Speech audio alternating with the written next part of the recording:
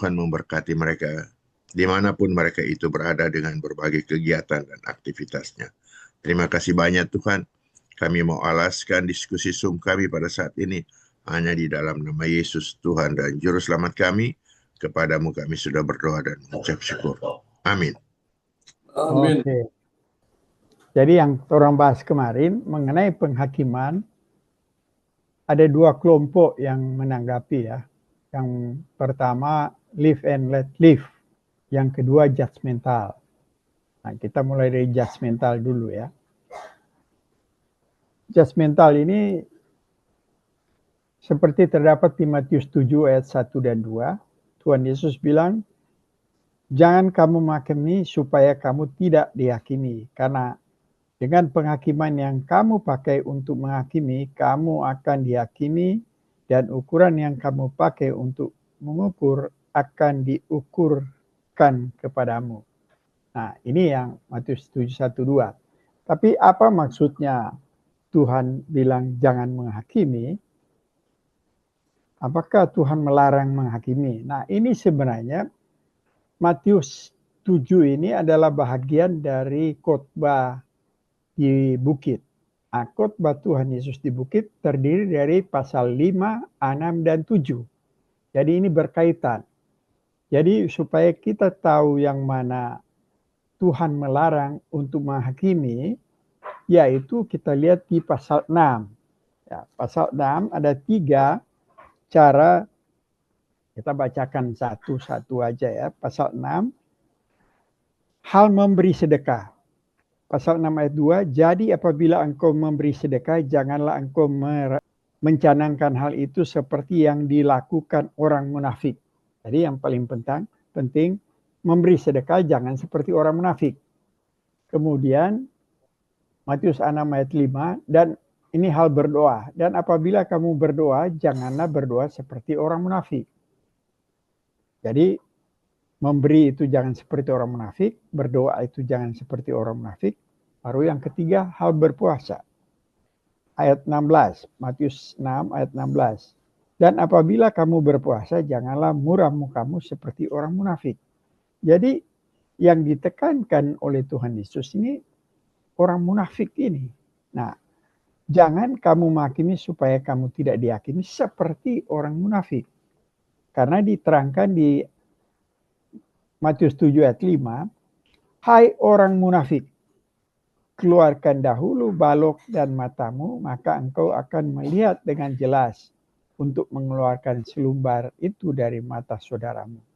1-2 dan 5 menerangkan munafik. Nah, siapa yang munafik? Ini kan orang Farisi. Jadi jangan menghakimi seperti orang Farisi. Karena dengan menghakimi seperti orang Farisi, seperti kalau kita lihat di Lukas 18 ya, di mana pemungut cukai dengan orang Farisi, itu orang Farisi mengatakan kesombongan yang luar biasa, dia membandingkan dia tidak seperti pemungut cukai. Nah, ini ada istilahnya ya, holier than thou. Holier than thou artinya holy, holier, lebih suci daripada, kalau ini bahasa lama ya, do ini you, kamu. Jadi lebih suci daripada yang lain lah, kira-kira begitu. Itu kesombongan. Jadi akibatnya buta terhadap kesombongannya, dan kedua hipokrisi, double standard.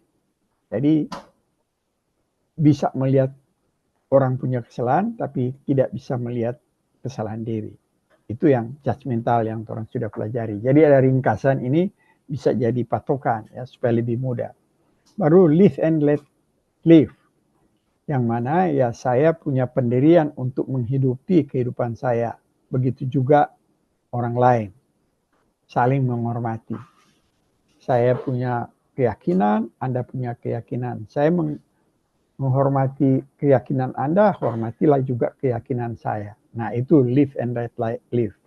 Tapi karena ini dia saling, dia anggap yang lebih penting persatuan daripada kebenaran, ini dia akan mudah tertipu dan sangat berkompromi. Ya. Matius 7 ayat 6 dibilang, jangan kamu memberi barang yang kudus kepada anjing dan jangan kamu melemparkan mutiaramu kepada babi. Kalau kita tidak memperhatikan ini, kita akan tertipu. Kalau kita cuma biarin aja, nah, kita akan tertipu kalau kita live and let live. Baru ayat 15, Matius 7 ayat 15. Waspadalah terhadap nabi-nabi palsu. Nah, bagaimana kalau kita kompromi? Kita akan tertipu oleh nabi palsu karena kita tidak ada penilaian kepada ajaran nabi palsu. Oh, gampang sekali kena tipu. Begitu juga ayat 21-23 yang kita sudah berapa kali coba terangkan. Bukan setiap orang yang berseru kepadaku, Tuhan, Tuhan, akan masuk ke dalam kerajaan surga, melainkan dia yang melakukan kehendak Bapa-Ku yang di surga. Nah, ini kalau nggak diperhatikan atau anggap ya di sana senang, di sini senang, semua senang, kita akan gampang tertipu. Dan akibatnya fatal kalau kita tertipu. Kita bisa salah tentang banyak hal. Tetapi janganlah kita salah tentang guru-guru palsu dan doktrin mereka. Jadi kita salah di hal-hal keseharian kita. Kita salah ambil keputusan. Tapi itu bisa terjadi, tetapi yang paling bahaya kalau kita salah tentang pengajaran-pengajaran palsu. Diberikan 5 poin untuk kita menjadi bijaksana dalam cara kita menghakimi. Yang pertama ini humility not superiority. Kerendahan hati tapi bukan superioritas. Nah, Matius 7 ayat 34, ya, mengapakah engkau melihat selumbar di mata saudaramu sedangkan balok di dalam matamu tidak engkau ketahui? Bagaimana engkau dapat berkata-kata kepada saudaramu, biarlah aku mengeluarkan selumbar itu dari matamu, padahal ada balok di dalam matamu. Nah, itu ayat 34. Nah, di sini mengapa engkau melihat? Jadi melihat di sini adalah indera mata. Nah, mata ini ternyata mewakili jiwa. Kalau kita baca di Matius 6 ayat 23 sebelumnya ya, karena ini khotbah di bukit. Matius 6 ayat 22 dan 23. Mata adalah pelita tubuh. Jika matamu baik, teranglah seluruh tubuhmu. Jika matamu jahat, gelaplah seluruh tubuhmu. Jadi, jika terang yang ada padamu gelap, betapa gelapnya kegelapan itu. Jadi sebenarnya jiwa kita kalau gelap akan diproyeksikan kepada mata kita dan kita melihat segala sesuatu. Ayat 3, mengapa engkau melihat? Ya, melihat di sini merupakan indera mata, di mana indera mata itu mewakili jiwa. Karena dosa selalu mendistorsi persepsi kita. Cara kita melihat, cara kita memandang. Kalau itu kita tidak dilahirbarukan oleh Roh Kudus, kita punya jiwa itu gelap dan akan dimanifestasikan di dalam hal memandang mata. Jadi semua gelap, semacam dua dunia. Saya bisa melihat kesalahan orang, tapi saya tidak bisa melihat kesalahan saya. Karena dosa selalu mendistorsi. Ada selubung yang membuat kita tidak bisa melihat. Nah, itu dicontohkan di 2 Samuel 12 ayat 5 dan 6. Bagaimana kita sudah jelaskan mengenai Daud. Daud mengambil Batseba, istri dari Uria, dan ternyata Batseba mengandung. Dan untuk menutupi kesalahannya, dia merencanakan kejahatan yang luar biasa untuk membunuh Uria. Dan terjadilah pembunuhan yang dirancang. Dan bukan hanya Uria yang mati, banyak pahlawannya yang bersama-sama Uria mati semua. Jadi itulah yang terjadi pada Daud. Kejahatan yang amat sangat. Tapi Tuhan menyuruh Nabi Nathan untuk memberitakan kepada Daud suatu imajinasi, suatu cerita yang berimajinasi. Ada orang kaya mengambil satu domba satu-satunya milik orang miskin untuk mempersembahkan tamunya orang kaya ini. Wah, Daud marah sekali. Daud bilang, hukum mati dan harus bayar 4 kali. Nah, dia bisa melihat kesalahan orang yang mengambil domba, tapi dia tidak bisa melihat kesalahan yang begitu besar pada dirinya. Itu yang mendistorsi persepsi. Ya. Dosa selalu mendistorsi persepsi kita. Galatia 6 ayat 1 dan 2. Saudara-saudara, kalaupun seorang kedapatan melakukan suatu pelanggaran, maka kamu yang rohani harus memimpin orang itu ke jalan yang benar dalam roh lemah lembut, sambil menjaga dirimu sendiri, supaya kamu juga jangan kena pencobaan. Bertolong-tolonglah menanggung bebanmu, demikianlah kamu memenuhi hukum Kristus. Ya, makasih. Jadi, selalu harus dimulai dengan kerendahan hati. Kalau dengan tanpa kerendahan hati, kita menghakimi dengan kesombongan. Nah, cuma problem di sini, kemarin kita pernah menyinggung, karena saya ada 2 buku mengenai humility di sini dan pernah mengikut seminar tentang humility. Ternyata humility ini tidak bisa diproduksi oleh pendidikan kita, oleh Bible study kita, oleh kemampuan kita. Ternyata ini anugerah Tuhan. Nah, kita harus memohon supaya kita boleh memperoleh kerendahan hati, dan dengan kerendahan hati seperti Galatia 1 ayat 2, 6 ayat 1 dan 2, kita harus memimpin orang itu ke jalan benar dalam roh lemah lembut. Jadi penuh kerendahan hati. Selalu kita punya moto 5 jari kan itu. Jangan kita tinggi hati, jadi harus ibu jari. Kita harus murah hati. Murah hati jangan kita main tunjuk-tunjuk dengan telunjuk kita. Karena kita tidak ada murah hati. Nah, kita dianjurkan murah hati. Itu Kolose 3 ya, 12 dan sampai 14. Jadi untuk manusia baru dibilang kita jangan tinggi hati. Itu diwakili oleh jari ibu jari. Kemudian jangan kita sedikit-sedikit judgmental, kita harus murah hati. Itu diwakili oleh jari telunjuk. Kemudian panjang sabar, kita diwakili oleh jari tengah. Kelingking itu lemah lembut, dan jari manis itu mengikat dengan kasih. Itulah 5 prinsip untuk hidup baru. Nah, jangan tinggi hati, tetapi harus rendah hati untuk menghakimi. Yang kedua, fakta bukan asumsi. Menghakimi itu berdasarkan fakta. Jadi seperti kita pernah belajar di Amsal 18 ayat 2, pas Amsal 18, jangan membuat keputusan yang tergesa-gesa. Amsal 18 ayat 2 itu kan kalau kita sudah jelaskan, itu kita mendengar. Karena orang bodoh itu menyampaikan pendapat ya, karena tidak suka pengertian, dia menyampaikan isi hatinya tanpa pengetahuan ya. Jadi di sini perlu mendengar. Silent is golden. Kemudian yang kedua, memberi jawab sebelum mendengar itu kebodohan kan dikasih tahu di situ. Jadi kita harus listen, not hear.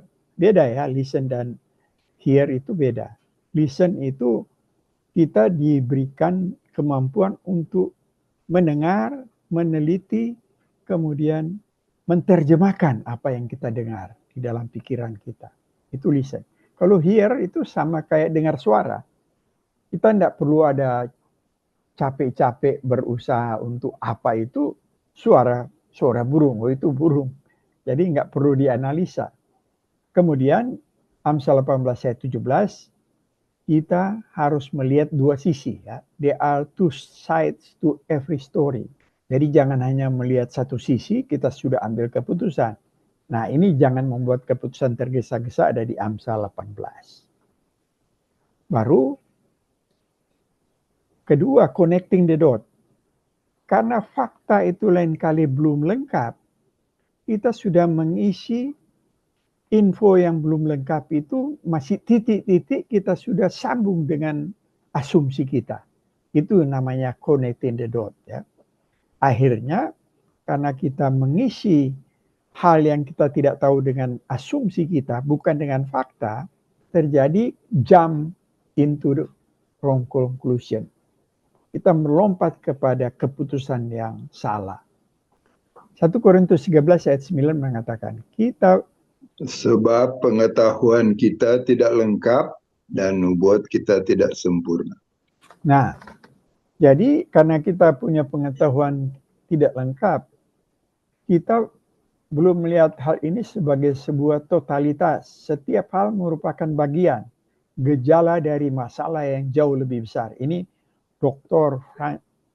Francis Xavier ya, sangat terkenal. Ini orang Amerika yang bermukim di Swiss dan dia mengadakan tanya jawab, banyak sekali murid-muridnya, seorang teolog reform yang sangat terkenal. Itu dia bilang kita belum melihat hal ini, segala sesuatu sebagai suatu totalitas. Jadi kita harus melihat secara totalitas karena setiap hal merupakan bagian atau gejala dari masalah yang lebih besar. Sebagian kita sudah berani memutuskan, itu maksudnya. Jadi kita harus betul-betul hati-hati, bergantung kepada Tuhan. Karena Tuhan yang tahu fakta yang lengkap. 1 Timotius 5 ayat 19. Kalau ada kejadian yang kita harus mengambil keputusan untuk menilai, tetapi di dalam kejadian itu ada saksi misalnya. Nah, di sini kita perlu 2 saksi untuk melengkapi informasi secara sah. Karena di Ulangan 19:15 dibilang kalau tidak ada 2 saksi atau lebih itu tidak sah. Nah, itu terkenal dengan unus testis, nullus testis. Dan itu dipakai oleh pengadilan seluruh dunia. Unus testis, nullus testis. One witness, no witness. Itu artinya unus 1, testis witness, nullus no, testis witness. Jadi one witness, no witness. Kalau hanya 1 saksi, itu bukan saksi. Tidak berlaku itu. Jadi itulah pengetahuan yang kita sudah sudah 2 kali terangkan dan ini dia punya ringkasan. Dan ini kalau ada ternyata kesimpulan untuk menghakimi bagus sekali. Dia kasih 4R ini ya. 4R enggak saya foto kurang kelihatan yang di atas. 4R. Artinya pertama recognize. Dan kita condong sekali untuk menghakimi, itu kecondongan. Nah, bagaimana kita harus memahami atau mengenal itu, lebih tepatnya mengenal kita punya judgmental tendency supaya kalau kita tahu kita bisa melakukan perubahan. Baru kalau kita sudah tahu kita repent, bertobat di hadapan Tuhan. Repent before God. Dan untuk kita bertobat, kita selalu ingat bahwa kita itu diselamatkan oleh anugerah. Kita yang tadinya berdosa, jadi kita diterima, dinyatakan benar, padahal kita orang berdosa, karena anugerah yang dikarya oleh Kristus. Dari active obedience sampai kepada passive obedience, menyerahkan diri atas kayu salib. Itu karya Kristus, sehingga Allah memberikan karunia melalui Kristus untuk menyelamatkan kita orang yang berdosa. Itu maksudnya. Kalau kita tahu kita diselamatkan karena anugerah bukan karena kebaikan kita. Kalau ada orang yang bersalah atau berbuat hal-hal yang di mata kita tidak benar, kita harus mengasihi karena kita saja dibenarkan. Padahal kita banyak kesalahan. Nah itu maksudnya kita harus ingat. Merespons kepada orang lain dengan kasih, bukan opini. Di 1 Yohanes 1 ayat 14, di mana anak tunggal Bapa, Yesus Kristus, penuh kasih karunia dan kebenaran. Jadi Tuhan itu penuh grace dan penuh truth, kebenaran. Nah, Injil itu menjelaskan mengenai anugerah plus kebenaran. Ini tidak bisa dipisahkan, anugerah dan kebenaran. Di ekstrim sebelah kiri, itu anugerah minus kebenaran. Artinya antinomianism. Apa artinya antinomianism? Antinomianism. Anti hukum. Jadi begini. Sudah, Tuhan sudah kasih kita. Buat apa susah-susah belajar perintah-perintah Tuhan. Semua Tuhan sudah lakukan buat kita. Nah, ini yang disebut anugerah tanpa kebenaran. Buat apa belajar kebenaran? Buat capek-capek Bible study. Tuhan sudah selamatkan, pasti selamatkan terus. Ini yang antinomianism. Aduh, susah banget. Ya. Jadi, Antinomianism. Antinomos, artinya anti hukum ya. Jadi buat apa belajar yang hukum-hukum Tuhan? Buat apa ikut Bible study? Kita kok sudah selamat, akan diselamatkan terus. Nah, di sini bahayanya. Ekstrem sebelah kanan, dia menekankan kebenaran tanpa anugerah, kemampuan diri sendiri. Jangan ini, harus begini. Jadi do and don't. Lakukan ini, jangan ini. Jangan nonton film, jangan macam-macam.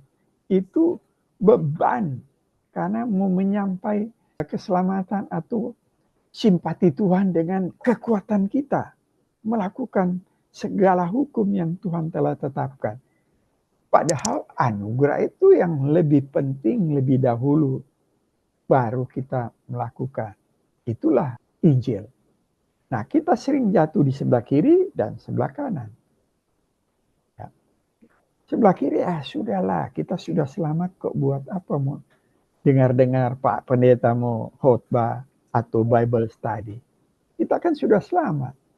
Buat apa capek-capek? Nah, padahal bahayanya Kristus datang dengan anugerah dan kebenaran.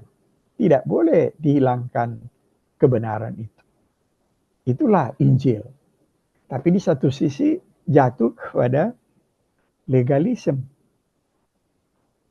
Terlalu dipentingkan perintah-perintah Tuhan. Lakukan ini, jangan ini. Itu yang tambahan ya. Baru yang berikut terakhir, passing judgment dan making judgment. Apa bedanya? Passing judgment ini yang selalu kita menghakimi. Jadi memberikan penilaian langsung, kamu salah, kamu begini.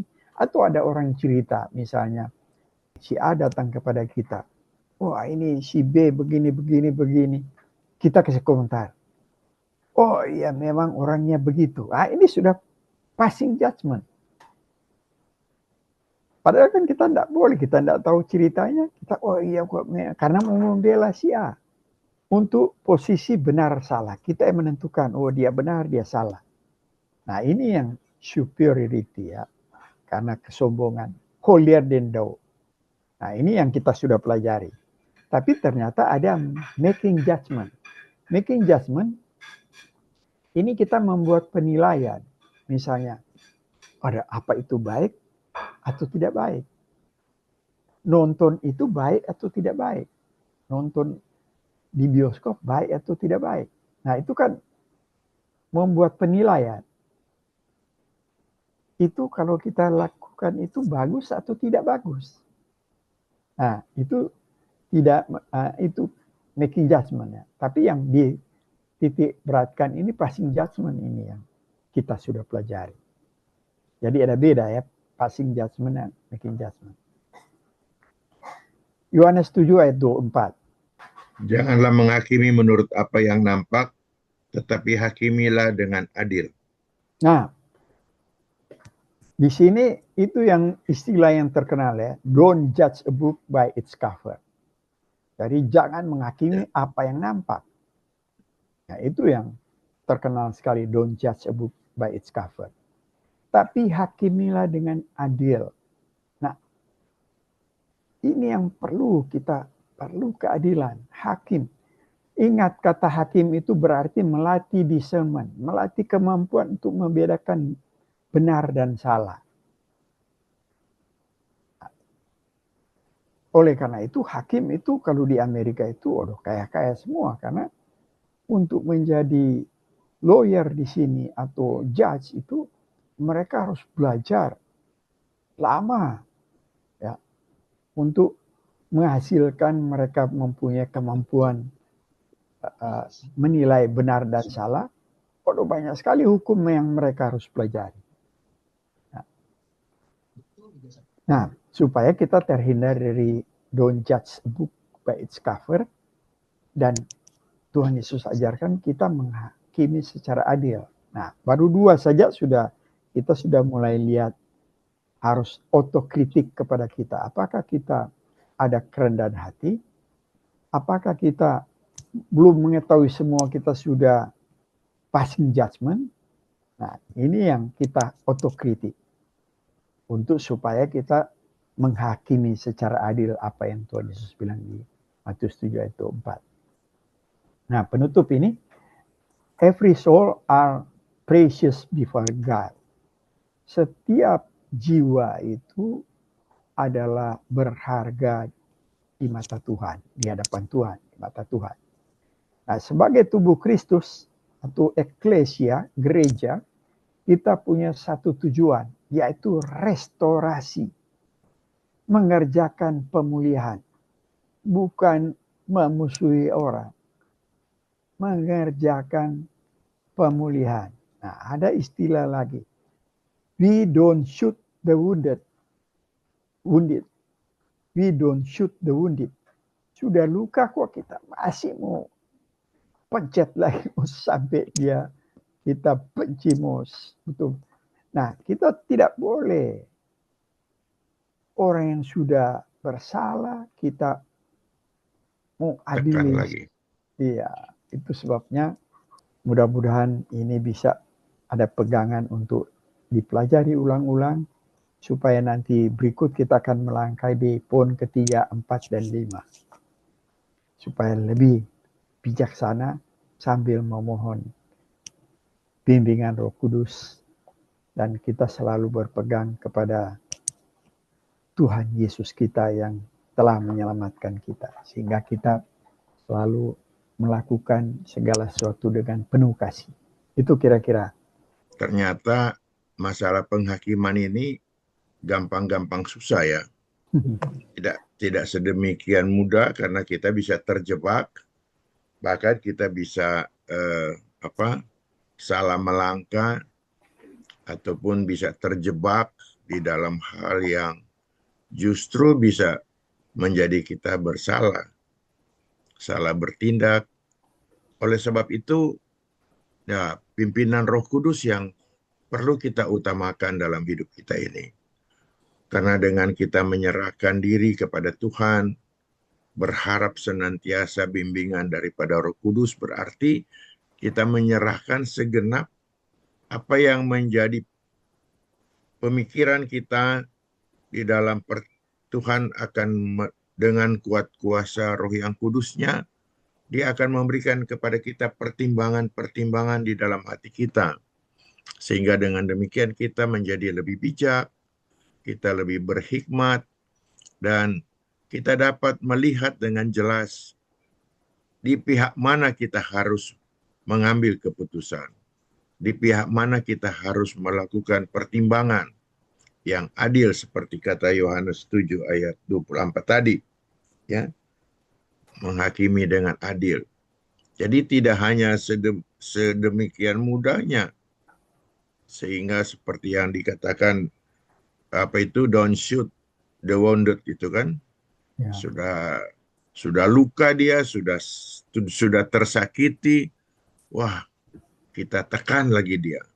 Ya, itu orang kalau sudah salah dan kemudian selalu dipersalahkan, wah, lama-lama dia juga pasti berontak kan.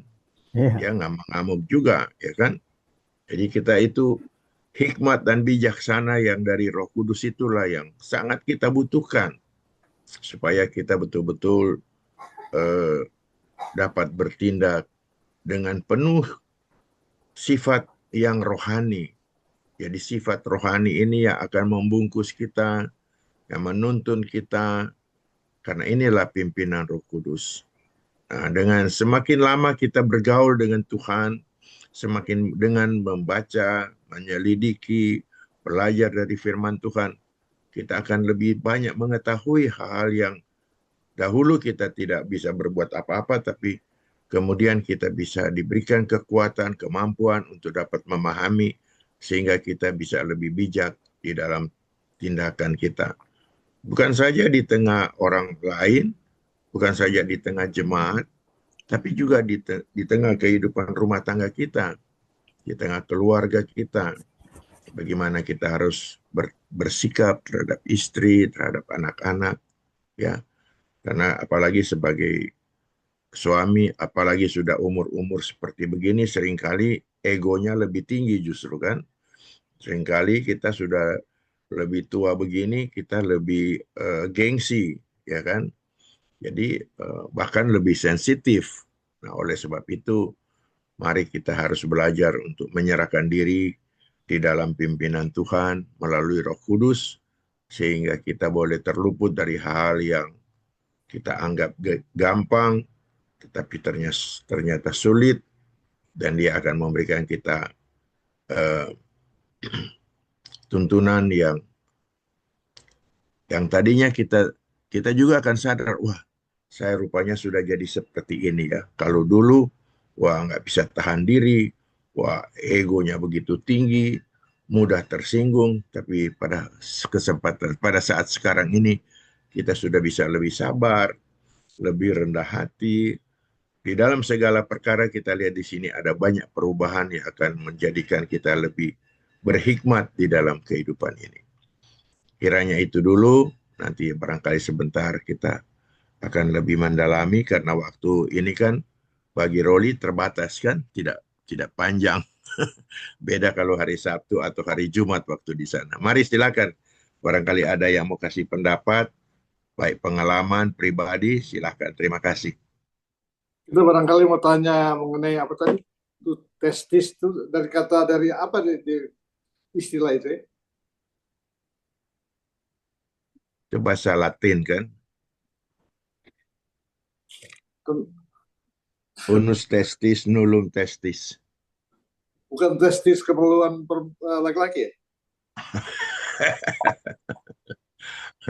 Memang pernah kita singgung ini waktu Jamie masih ada, dia kan sarjana hukum. Dia terangkan tuh testis itu, betul. Ini kan ada dua yang testis di luar itu kan, untuk sebagai saksi, kira-kira. Untuk kalau apa yang Jamie terangkan itu kan. Yang untuk apa laki-laki kan, memang. Tapi apa dasarnya? Hah? Apa dasarnya? Karena itu ada, kalau cuma saksi cuma satu saksi tidak ini mesti dua saksi.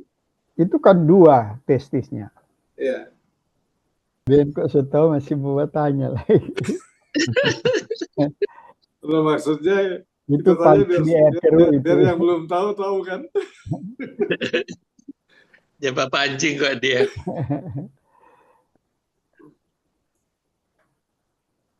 Oke, lanjutlah. Jadi bagus yang kita baru kasih dapat dari orang lain itu yang 4R itu. Recognize our judgmental tendency. Mengenal sifat kecondongan kita untuk menghakimi. Nah ini. Ya. 4R.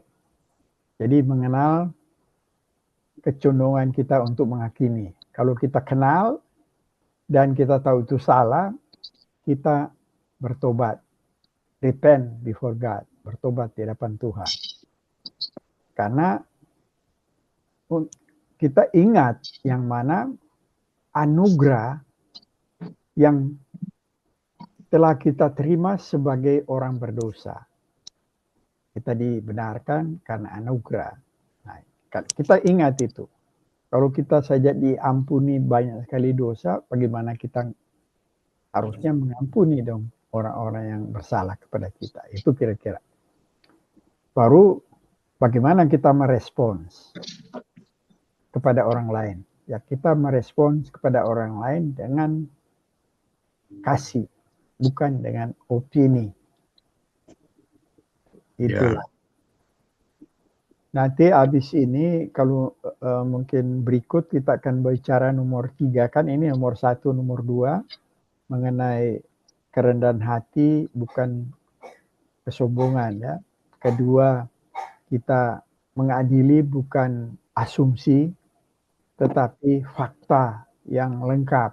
Nah, tapi yang nanti yang ketiga, words and action, not motives. Artinya yang kita berikan penilaian, kata-kata dan tindakan orang yang melakukan. Bukan motif dia. Hanya Tuhan yang tahu isi hati orang. Jangan kita coba-coba sampai ke motif dia. Ya kan? Jadi yang kita kasih penilaian, kata-kata dia yang salah, atau perbuatan dia yang salah, itu yang kita kasih penilaian. Jangan dia punya motif. Yang keempat adalah biblical issue, not preference. Artinya, isu-isu Alkitab yang kita perlu kasih penilaian, bukan kesukaan. Kita lebih suka ini, nah itu misalnya orang lebih suka tidak makan daging, kita yang tidak makan, orang yang lebih suka makan daging, kita yang tidak makan daging, itu kasih penilaian yang salah kepada dia. Loh, itu kan dia punya preference. Kita tidak boleh adili preference dia.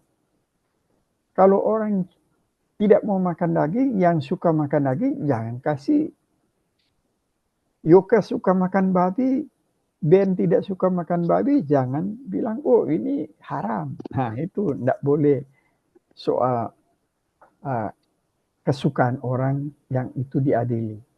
Nah, karena itu masing-masing punya kesukaan sendiri-sendiri ya, yang tidak ada sangkut paut dengan memberikan penilaian.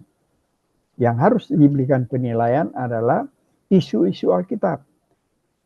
Nah, itu yang kita akan pelajari ke depan. Kemudian yang kelima, temporal, not eternal judgment.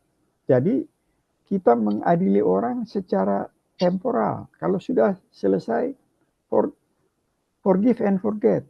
Jangan terus-terusnya kita dendam.